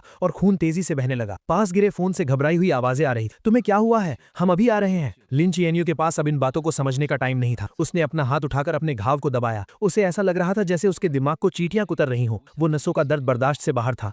वो सिकुड़कर गोल हो गई और उसके गले से दर्द भरी कराह निकलने लगी। उसकी आंखों के सामने अंधेरा छा गया। पूरी तरह बेहोश होने से पहले उसके दिमाग में बस वही एक लाइन चल रही थी जिसे उसने आज ना जाने कितनी बार पढ़ा था और जो उसके दिल पर छप चुकी थी। लू चेंजू अब कभी लिन चीएनयू को पसंद नहीं करेगा। लिन चीएनयू को बहुत गहरी चोट आई थी। किस्मत से उसकी जान बच गई, लेकिन उसे आईसीयू में एडमिट करना पड़ा। जब उसे होश आया तो उसे पता चला कि 3 दिन बीत चुके हैं। उसकी सहेलियों ने उसके बेड के पास खड़े होकर चैन की सांस ली और फिर उसे बताने लगी कि उसके बेहोश रहने के दौरान क्या क्या हुआ था। जो खबर उन्हें मिली थी उसके हिसाब से लू चेंजू 3 दिन पहले ही इटली पहुंच चुका था, लेकिन अभी तक उसके एडमिशन की फॉर्मेलिटीज पूरी नहीं हुई थी। सुना है कि लिस्ट पब्लिक होने के बाद किसी ने स्कूल में उसकी कंप्लेन कर दी कि उसने अभी कुछ टाइम पहले एग्जाम में चीटिंग की थी, इसलिए उसका एक्सचेंज प्रोग्राम कैंसिल कर देना चाहिए। अगर उसका प्रोग्राम कैंसिल हो गया तो उसे पक्का वापस आना पड़ेगा। चीएनयू, तुम टेंशन मत लो, वो कहीं भाग नहीं सकता। लिन चीएनयू का दिल जोर से धड़कने लगा और उसकी आंखें फटी की फटी रह गईं। वो अभी इस शॉकिंग न्यूज से बाहर भी नहीं आ पाई थी कि दरवाजे पर नॉक हुआ। एक रूममेट भागकर दरवाजा खोलने गई और बाकी तीनों हैरानी से देखने लगी। उन्होंने देखा कि फेमस प्रोफेसर जांग बहुत गुस्से में अंदर आए। उन्होंने बेड पर लेटी लिन चीएनयू की तरफ एक नजर देखा। उनका वो बिना कुछ कहे डराने वाला ऑरा ऐसा था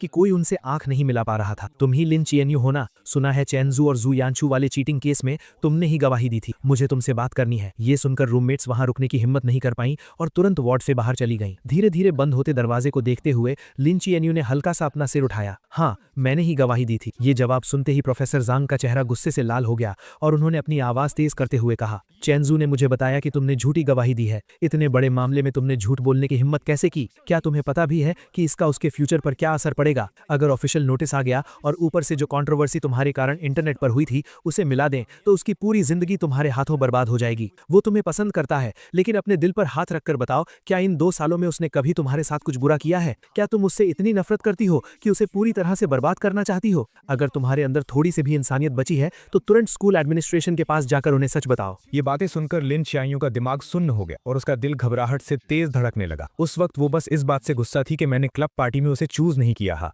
वो बस मुझे माफी मांगने पर मजबूर करना चाहती थी, इसलिए उसने टीचर जाओ से झूठ बोला था। उसने कभी सपने में भी नहीं सोचा था कि इसके इतने बड़े कॉन्सिक्वेंसेस हों। उसने अपने माथे की चोट की परवाह किए बिना स्ट्रगल करके उठने की कोशिश की ताकि वो प्रोफेसर जैंग के साथ स्कूल जाकर सच बता सके। जैसे ही वो दोनों वार्ड से बाहर निकले, हॉस्पिटल स्टाफ ने उन्हें रोक लिया। डॉक्टर्स उसे जाने नहीं देना चाहते थे और उसे समझाने लगे, लेकिन उसने किसी की एक नहीं सुनी और स्कूल जाने की जिद पकड़ ली। प्रोफेसर जैंग ने पहले ही डिसिप्लिनरी कमेटी के हेड को कांटेक्ट कर लिया था। लिन चीएनयू ने डिजाइन कॉलेज के डीन और टीचर जाओ के सामने मान लिया कि चीटिंग जो यानचू ने की थी। जो यानचू को बिल्कुल उम्मीद नहीं थी कि वो अचानक ऐसे पलट जाएगी। वो तुरंत घबरा गई और रोते हुए बोलने लगी कि उसने कुछ नहीं किया। टीचर जाओ को भी उम्मीद नहीं थी कि वो अपनी गवाही ऐसे बदल देगी, इसलिए उन्हें समझ नहीं आ रहा था कि वो किस पर ट्रस्ट करें। लिन चीएनयू ने एकदम कोल्ड फेस के साथ अपना फोन अनलॉक किया और एक फोटो निकाली। ये एक लेटर है जो यानचू ने पहले मुझे अपने हाथों से लिखा था। थोड़ी देर में मेरे फैमिली मेंबर्स इसका ओरिजिनल डॉक्यूमेंट लेकर आ जाएंगे। आप इस लेटर की हैंडराइटिंग और उस चीट शीट की हैंडराइटिंग मैच कर सकते हैं। ये सुनकर यानचू फूट फूट कर रोने लगी। चीएनयू, मैं यानचू हूँ। क्या तुम भूल गई कि हम साथ बढ़े हुए हैं? ये मामला खत्म हो चुका था।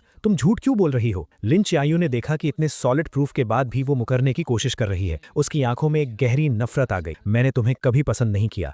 मैं बस पहले एक्टिंग कर रही थी। अब मेरा एक्टिंग करने का मन नहीं है तो जाहिर है कि मैं तुम्हें नहीं बचाऊंगी। अगर तुमने ये किया है तो तुम्हें अपने एक्शंस की रिस्पॉन्सिबिलिटी लेनी होगी। उसके इतना कहते ही लिन फैमिली के लोग वो ओरिजिनल लेटर लेकर आ गए। जब एक एक लेटर मैच किया गया तो ये साफ हो गया कि चीट शीट पर हैंडराइटिंग जो यानशु की ही थी। डिसिप्लिनरी कमेटी ने तुरंत एक मीटिंग बुलाई और पूरे स्कूल में सच अनाउंस करने का फैसला किया। क्योंकि इस इंसिडेंट का बहुत बुरा असर पड़ा था, इसलिए जो यानशु को स्कूल से एक्सपेल कर दिया गया और ये बात उसके परमानेंट रिकॉर्ड में डाल दी गई। जब सब कुछ सेटल हुआ तब तक अंधेरा हो चुका था। लिन चियांगयू दीवार का सहारा लेते हुए बाहर आई और उसने प्रोफेसर जैंग को रोका। प्रोफेसर जैंग, क्या चैनजू को पता है कि यहाँ क्या हुआ? हालांकि मामला पूरी तरह से सॉल्व हो गया था, लेकिन प्रोफेसर जैंग का गुस्सा अभी शांत नहीं हुआ था और वो अभी भी उससे चिढ़े हुए थे। वो लगभग एक्सपेल होने वाला था, तो उसे कैसे नहीं पता होगा? क्या तुम्हारे दिमाग में सच में चोट लग गई है? इस तरह डांट खाने के बाद लिन चियांगयू को और भी बुरा लगा, लेकिन वो फिर भी कुछ पूछना चाहती थी। अब जब सब कुछ ठीक हो गया है तो क्या वो वापस आएगा? ये एक्सचेंज प्रोग्राम पूरे डिजाइन कॉलेज में सिर्फ एक ही था और चैनजू ने इसे अपनी मेहनत से हासिल किया था। वो इटली में 3 साल तक अपनी स्टडीज पूरी करेगा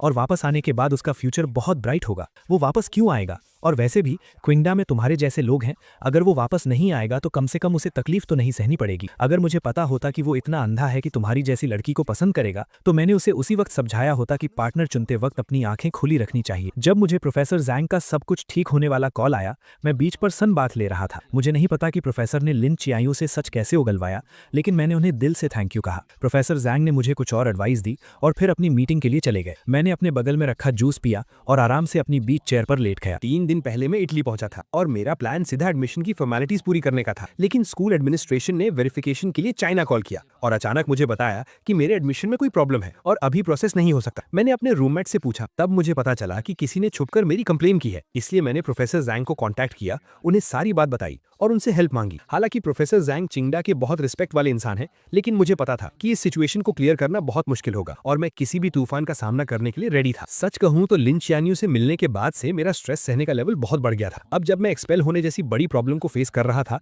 तब भी मैं एकदम चिल था, यहाँ तक कि मैंने रातों रात ही फ्लाइट टिकट बुक की और वेकेशन के लिए बीच पर आ गया। अब जब सब कुछ सॉल्व हो गया था तो मैं पूरी तरह से रिलैक्स हो गया और सोचने लगा कि वापस जाकर अपने एडमिशन के बचे हुए काम कब पूरे करूं। मैं फ्लाइट सर्च कर ही रहा था कि तभी हॉस्टल ग्रुप चैट पर एक नोटिफिकेशन आया, चेंजू, अभी लिन चियांगयू हॉस्टल आई थी और तुम्हारा कॉन्टैक्ट नंबर मांग रही थी। वो कह रही थी कि उसे माफी मांगनी है, लेकिन हम उसके धोखे में नहीं आने वाले, तुम टेंशन मत लो। हमने उसे एक नंबर भी नहीं दिया। तुम्हें नहीं पता वो अभी कितनी कमजोर और बीमार लग रही थी। उसके सिर पर पट्टियां बनी हुई थी। सुना है कि वो पिछले 2 दिन से आईसीयू में थी। सच में कर्मा इज रियल, वो इसी लायक है। इन मजेदार बातों को पढ़कर मेरे दिमाग में तुरंत वो सीन आ गया जब लिन चियांगयू मेरा नया नंबर मांग रही होगी और उसे मना कर दिया गया होगा। मेरे होठों पर एक स्माइल आ गई। मैंने ग्रुप में एक बड़ा सा रेड एनवेलप भेजा और लिखा, इन दिनों मेरी हेल्प करने के लिए आप सबका बहुत बहुत थैंक यू। सब कुछ अच्छे से सॉल्व हो गया है। जब ये 3 साल पूरे हो जाएंगे और मैं चाइना वापस आऊंगा तो मैं आप सबको ट्रीट दूंगा और पर्सनली थैंक यू कहूंगा। मिलान वापस जाने की सबसे अर्ली फ्लाइट बुक करने के बाद मैंने अंगड़ाई ली और खड़ा हो गया। मैं उस सॉफ्ट बीच पर चलते हुए अपने होटल की तरफ जाने लगा। इस बार एडमिशन का प्रोसेस एकदम स्मूथली हो गया, कोई प्रॉब्लम नहीं। मैंने अपने हाथ में ऑफिशियल स्टैंप लगे डॉक्यूमेंट्स और अपना नया स्टूडेंट आईडी कार्ड देखा और मेरे चेहरे पर एक सेटिस्फैक्शन वाली स्माइल आ गई। क्या आप हॉस्टल में रहेंगे या अपना अपार्टमेंट ढूंढेंगे? मैंने पहले ही एक अपार्टमेंट ढूंढ लिया है। मुझे इंटरनेशनल स्टूडेंट्स वाले क्राउडेड हॉस्टल्स में रहना पसंद नहीं है, इसलिए मैंने आने से पहले ही स्कूल के पास एक छोटा सा अपार्टमेंट खरीद लिया था। मैं तुरंत अपना लगेज लेकर वहां चला गया। वहां पहुंचने के बाद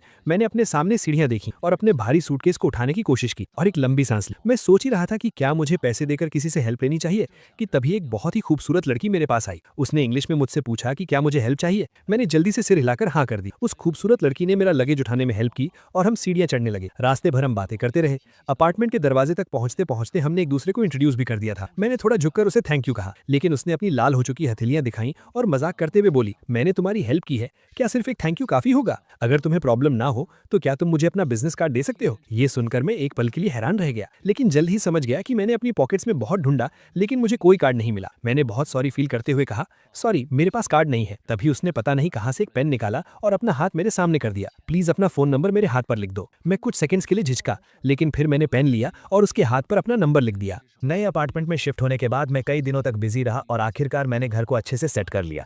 रात को मुझे एक मैसेज मिला कि इस बैच के सभी इंटरनेशनल एक्सचेंज स्टूडेंट्स की रिपोर्टिंग पूरी हो चुकी है और कल ऑडिटोरियम में एक वेलकम सेरेमनी होगी। मैंने टाइम नोट कर लिया और अगले दिन सुबह जल्दी घर से निकल गया। इन कुछ दिनों में जब भी मुझे फ्री टाइम मिलता था मैं स्कूल में घूमता था, लेकिन स्कूल बहुत बड़ा था और सारी बिल्डिंग्स एक जैसी ही दिखती थी, इसलिए मैं रास्ता भूल गया। टाइम होने ही वाला था और मैं किसी से रास्ता पूछने ही वाला था कि अचानक मेरा फोन बज उठा।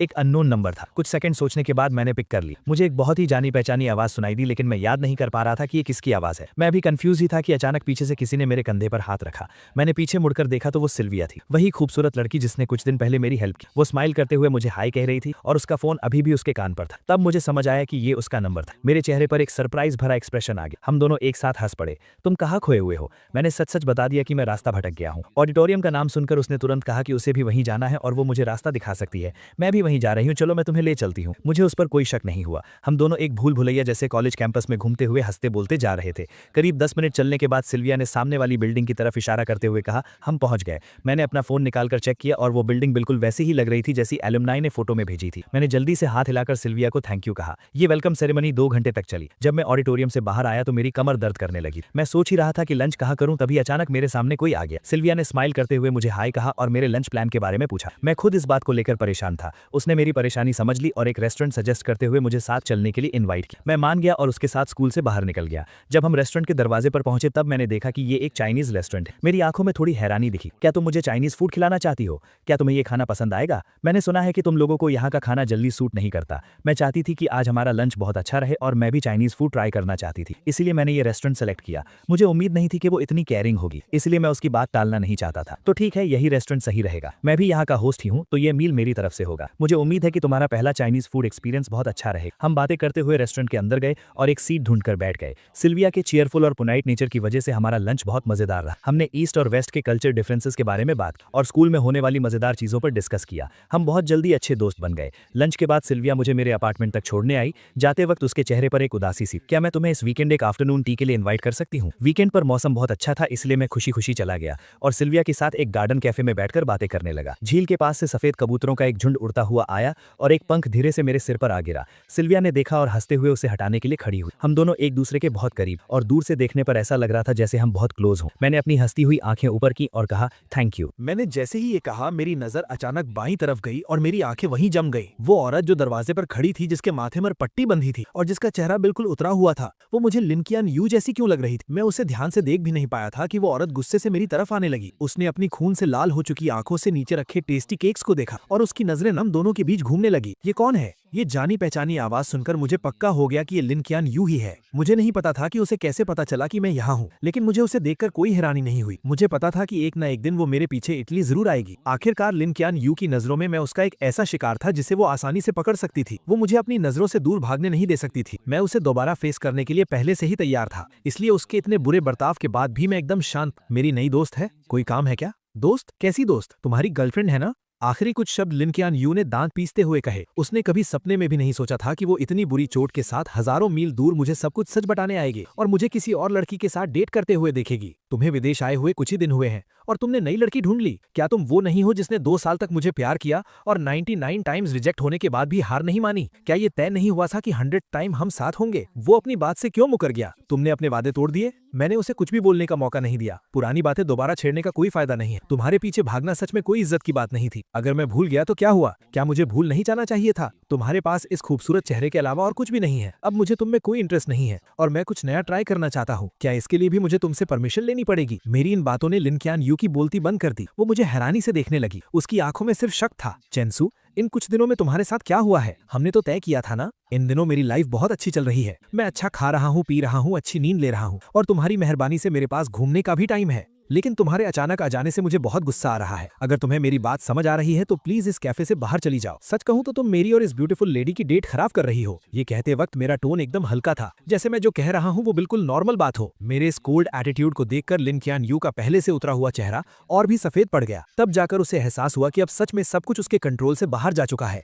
पहले मुझसे गलती हुई थी। मुझे तुम्हारी फीलिंग्स के साथ नहीं खेलना चाहिए था। आई एम सॉरी चेंसू, प्लीज मुझे माफ कर दो। क्या तुम मुझे एक और मौका नहीं दे सकते? उसके कांपते हुए हाथों को देखकर मैंने अपनी भौहें उठाई और ताना मारते हुए कहा, मैं स्कूल ब्यूटी की माफी डिजर्व नहीं करता। तुम टेंशन मत लो, अब से हम दोनों एक दूसरे के लिए अजनबी हैं। तुम्हें अब डरने की जरूरत नहीं है कि मैं तुम्हारे पीछे भागूंगा। मेरी आंखों में ये डिटर्मिनेशन देखकर लिन कियान यू समझ गई कि मैं मजाक नहीं कर रहा हूँ। वो बहुत घबरा गई और उसने अनजाने में ही मेरा हाथ इतनी जोर से पकड़ा कि मेरे चेहरे पर सिकन आ गई। सिल्विया को हम दोनों की बातें समझ नहीं आ रही थी। शुरुआत में उसे लगा कि हम बस दोस्त हैं और बात कर रहे हैं, लेकिन जब उसने देखा कि मेरा हाथ लाल हो गया है तो वो जल्दी से खड़ी हुई और मुझे छुड़ाने की कोशिश करने लगी। लिन कियान यू के लिए ये एक खुला चैलेंज जैसा था। उसने बिना सोचे सिल्विया का हाथ झटक दिया। सिल्विया धक्का लगने से कुछ कदम पीछे लड़खड़ाई। लिन कियान यू ने उसे बहुत ठंडी नजरों से घूरा और मेरा हाथ पकड़कर मुझे अपने साथ खींचने लगी। सिल्विया ने दीवार का सहारा लेकर खुद को संभाला। जब उसने देखा कि मैं उसके साथ नहीं जाना चाहता तो उसने आकर सीधा लिन कियान यू के मुंह पे थप्पड़ जड़ दिया और अगले ही पल दोनों आपस में बुरी तरह लड़ने लगी। बहुत से कस्टमर्स डर गए कि कहीं उन्हें भी चोट ना लग जाए, इसलिए वो बाहर भागने लगे। सेकंड फ्लोर पर मौजूद ओनर ने तुरंत पुलिस को कॉल कर दिया। पुलिस ने आकर उन दोनों को अलग किया जो गुस्से में पागल हो चुकी थी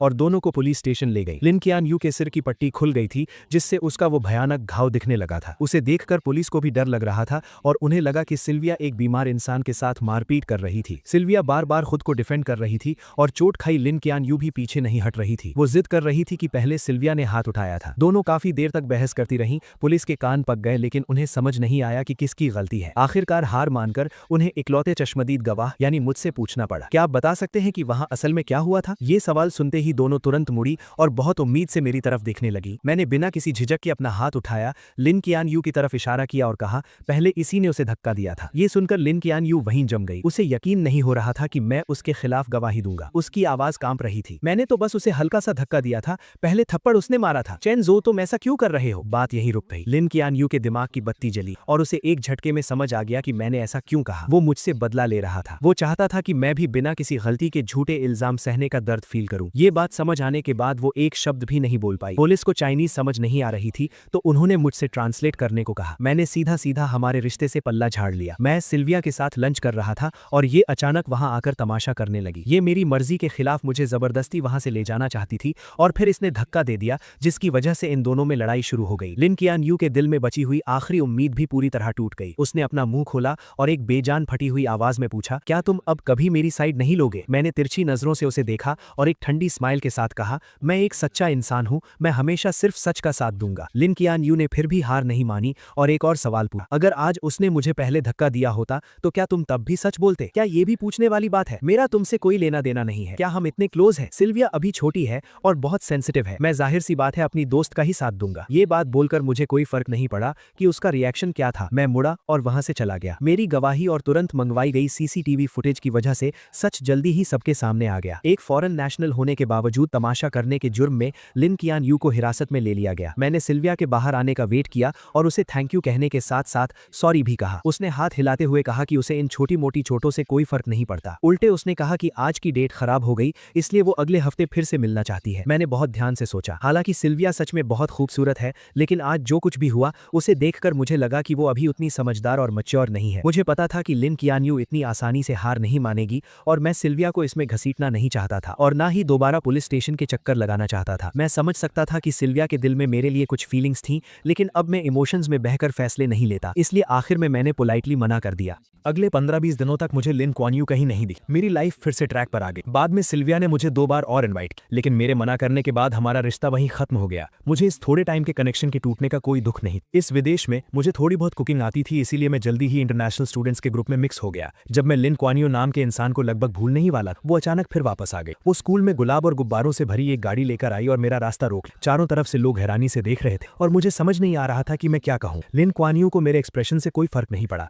उसने सीधे अपने दिल की बात कह दी, चेंजो, अगर मैं भी 100 टाइम्स तुम्हें प्रपोज करूं तो क्या तुम मुझे एक और मौका दोगे? अगर मैं कुछ महीने पहले वाला इंसान होता तो ये बातें सुनकर खुशी से रो पड़ता लेकिन अब मुझे कोई फर्क नहीं पड़ा बल्कि ये सुनकर मेरे रोंगटे खड़े हो गए। कितना चीप ड्रामा है और कितने क्रिंजी डायलॉग्स हैं। उस वक्त मुझ पर कौन सा भूत सवार था कि मैंने सबके सामने इतनी बार उसे ऐसे प्रपोज किया था। उन पुरानी बातों को याद करके मुझे दुख नहीं होता बल्कि खुद पर शर्म आती है कि मैंने ये सब कैसे किया। इस वक्त मेरे सामने खड़ी लड़की क्या कह रही थी मैंने एक वर्ड भी नहीं सुना।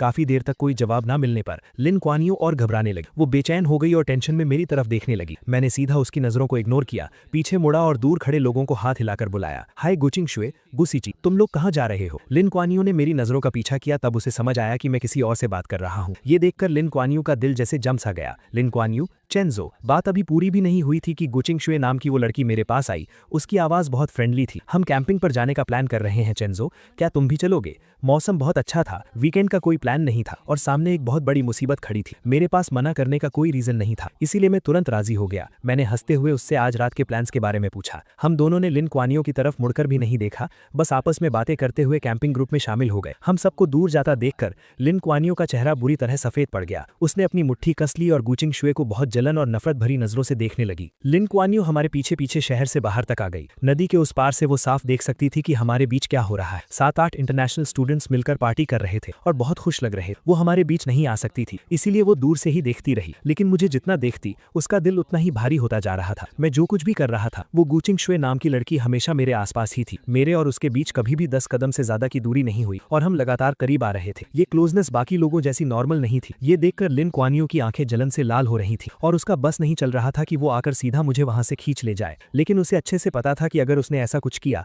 तो मुझे बहुत गुस्सा आएगा। वो नहीं चाहती थी कि हमारा रिश्ता और खराब हो, इसीलिए वो आग में घी डालने वाला कोई काम नहीं कर सकती थी। उसे अपने दिल को जला रही उन सभी फीलिंग्स को दबाना पड़ा और खुद को काम रहने के लिए मनाना पड़ा। उसने लगातार 6 घंटे तक सब कुछ बर्दाश्त किया। धीरे धीरे अंधेरा होने लगा। हमने बॉनफायर जलाई और बहुत मजे से पार्टी कर रहे थे। वहां बहुत शोर था और मुझे इतनी आवाज की आदत नहीं थी, इसलिए मैं ताजी हवा खाने अकेले नदी के पास चला गया। मौका देखकर लिन क्यानियो मेरे पास आ गई। चेंजो, मुझे तुमसे कुछ बात करनी है। आज मेरा मूड बहुत अच्छा था, लेकिन फिर भी मुझे उसे देखकर अच्छा नहीं लग रहा था, इसलिए मेरी टोन थोड़ी रूखी थी। सॉरी, मुझे कुछ नहीं सुनना। ये बोलकर मैं जाने ही वाला था कि लिन क्यानियो घबरा गई। उसने सीधा मेरा हाथ पकड़ लिया। उसकी आंखों में एक रिक्वेस्ट थी, मुझे बस कुछ मिनट्स दे दो। चेंजो, कुछ बातें हैं जो मैं बहुत पहले से कहना चाहती थी। ये सुनकर मैंने आखिरकार सिर उठाकर उसकी तरफ देखा। मेरा एक्सप्रेशन बहुत अजीब था। बहुत पहले से क्या बात? कहीं ये वो बकवास तो नहीं कि तुम्हें मुझसे 2 साल पहले ही लव एट फर्स्ट साइट हो गया था? आखिरी बात कहते हुए मेरी आवाज में एक मजाक उड़ाने वाला टोन था। लिन क्यानियो को लगा जैसे उस पर बिजली गिर गई हो और वो सुन्न पड़ गई। उसने कभी सपने में भी नहीं सोचा था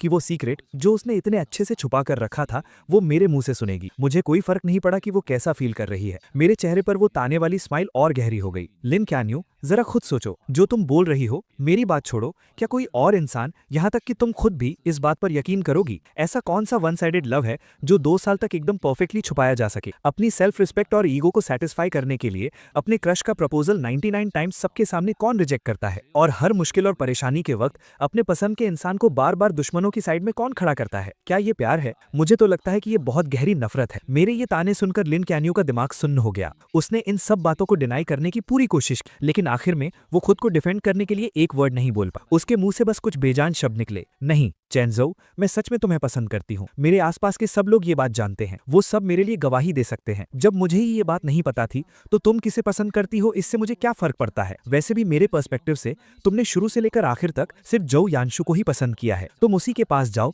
और उसे अपने सच्चे प्यार के बारे में बताओ। अपने दिल की बातें उससे शेयर करो। तुम दोनों एक साथ बहुत अच्छे लगते हो और सच कहूं तो शुरू से लेकर आखिर तक तुम लोगों ने मुझे बहुत डिस्गस्टेड फील कराया है। मेरे चेहरे पर वो साफ दिखने वाली नफरत लिन क्यानियो के बर्दाश्त के बाहर थी। उसकी बॉडी लगातार कांप रही थी, लेकिन फिर भी उसने मेरा हाथ नहीं छोड़ा। वो जिद में अड़ी थी कि वो मुझे जाने नहीं देगी। मेरे पास उसके साथ बहस करने का पेशेंस नहीं था। मैंने सीधा अपना हाथ खींचा और मुड़कर जाने लगा। जैसे ही मेरे और उसके हाथ अलग हुए, उसे लगा कि उसने अपना सब कुछ खो दिया है। उसके दिल में एक बहुत तेज दर्द उठा। उसके अंदर की सारी एनर्जी एक पल में खत्म हो गई और वो लड़खड़ाने लगी जैसे अभी गिर पड़ेगी। मैंने उसे बहुत खूबसूरती से इग्नोर किया और हल्के कदमों से वापस क्राउड के बीच चला गया। मुझे लगा था कि सारी बातें क्लियर करने के बाद लिन क्यानियो हार मान लेगी, लेकिन जल्द ही मुझे समझ आ गया कि इस इंसान के दिमाग में कोई बात घुसती ही नहीं है। अगले कुछ महीनों तक मैं जब भी घर से बाहर निकलता वो मुझे 20 मीटर के अंदर ही दिख जाती थी। हर कुछ दिनों में वो कुछ ना कुछ चीजें लेकर मेरे सामने आ जाती और कहती कि वो मुझे प्रपोज कर रही है। 1 बार, 2 बार, तीसरी बार, मुझे तो काउंट भी याद नहीं रहा। उसकी इस पागलों वाली जिद पर मैंने कभी कोई रिएक्शन नहीं दिया। अगर मैं उसे इग्नोर कर सकता था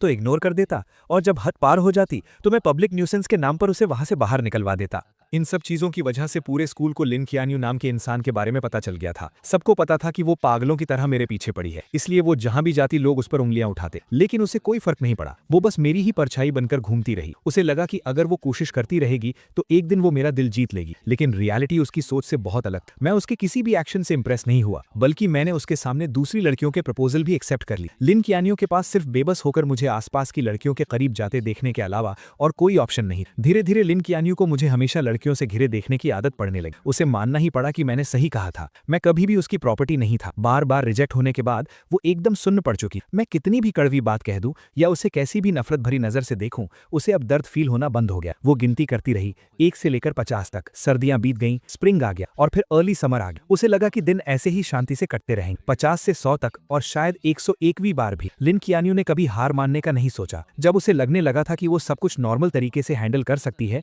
मैं एक लड़की का हाथ पकड़े उसके सामने आ गया। मैंने हंसते हुए आसपास के लोगों को बताया कि ये मेरी गर्लफ्रेंड है। उस पर लिन कियानियो को लगा जैसे आसमान टूटकर उसके सर पर गिर गया हो। उसने अपना सारा कंट्रोल खो दिया और सच जानने के लिए वो सीधा मेरे पास भागकर आने लगा। लेकिन वो मेरे पास पहुंच पाती उससे पहले ही पेट्रोलिंग कर रहे सिक्योरिटी गार्ड्स ने उसे रोक लिया। लोगों की उस दीवार के पीछे से उसने अपनी लाल आंखों के साथ पूरी जान लगाकर पूछा, क्यों? मेरी नजरें बस 1 सेकंड के लिए उस पर रुकी और मैंने बहुत नॉर्मल टोन में कहा, मैं जवान हूं, मेरे पास पैसे हैं और बहुत सारा फ्री टाइम भी, तो मैं ब्यूटीफुल लड़कियों के साथ डेट कर रहा हूं, इसमें क्या प्रॉब्लम है? प्यार कोई बुरी चीज थोड़ी है। इस वजह से लिन कियानियो बहुत दिनों तक डिप्रेशन में रही। वो बार में अकेले पीती रहती और हर रात पूरी तरह ड्रंक हो जाती। जब भी वो सुबह उठकर अपने आसपास के उस खालीपन को देखती तो वो खुद को उस दर्द में डूबने से रोक नहीं पाती। वो मेरे पास आना चाहती थी, मुझसे ब्रेकअप करने की भीख मांगना चाहती, लेकिन जब भी वो मेरे पास आती और मुझे मेरी नई गर्लफ्रेंड का हाथ पकड़े खुशी से हंसते हुए देखती तो उसमें आगे बढ़ने की हिम्मत ही नहीं बचती। आज आखिरकार लिन कियानियो वो सब फील कर पा रही थी जो मैंने फील किया था, लेकिन अब बहुत देर हो चुकी। उसने अपने फैमिली और फ्रेंड्स की कोई एडवाइस नहीं सुनी। वो एक प्रॉपर एंडिंग पाने की जिद में विदेश में ही रुक गई। गर्मियों की तपिश खत्म होते होते आखिरकार लिन कियानियो को मेरे ब्रेकअप की खबर मिल गई। वो मुस्कुराते हुए मेरे पास आई, मुझे दिलासा देना चाहती, लेकिन फिर से सब कुछ उसकी उम्मीदों के उलट हुआ। मेरे चेहरे पर दुख का कोई नामो निशान नहीं और मैं उसे उसी नजर से देख रहा था जैसे कुछ महीनों पहले देखता था। लिन कियानियो के चेहरे की स्माइल जम गई। उसने थोड़ा हिचकिचाते हुए पूछा, क्या तुम्हें कोई तकलीफ हुई है? मैंने एक बहुत पोलाइट स्माइल दी। हमने म्यूचुअली ब्रेकअप किया है, हम दोनों की मर्जी, इसमें क्या तकलीफ है? ये सुनकर लिन कियानियो का दिल थोड़ा शांत हुआ, लेकिन अगले ही सेकंड मेरी बात ने उसे चौंका दिया। और वैसे भी अगर मुझे कोई तकलीफ हुई भी होती तो वो उन 2 सालों की तकलीफ के सामने कुछ भी नहीं है। क्या तुमने वो सब खुद अपनी आंखों से नहीं देखा था? तो फिर यहाँ मगरमच्छ के आंसू बहाकर फेक सिंपैथी क्यों दिखा रही? मेरी आखिरी बातों ने लिन कियानियो को बेचैन कर दी। वो खुद को एक्सप्लेन करना चाहती थी, लेकिन मैंने उसे कोई मौका नहीं। मैं उन पुरानी बातों को एक्सप्लेन कर सकती। शेंचू बस करो, अब मुझे ये सब सुनकर इरिटेशन हो रही है। लिन कियानियो, मेरे सामने एक्टिंग करना बंद करो, ओके? अब मुझे तुम्हारी एक्टिंग देखने में कोई इंटरेस्ट नहीं। अगर तुम्हें अटेंशन चाहिए तो वापस चाइना जाओ और ज़ो यानशु और अपनी उन सहेलियों को ढूंढो, ठीक है? वो लोग खुशी खुशी तुम्हें सर आंखों पर बिठाएंगे। शोर मत करो। मेरी इन बातों से लिन कियानियो का चेहरा शर्म से लाल हो गया। मैंने उसे धक्का देकर साइड किया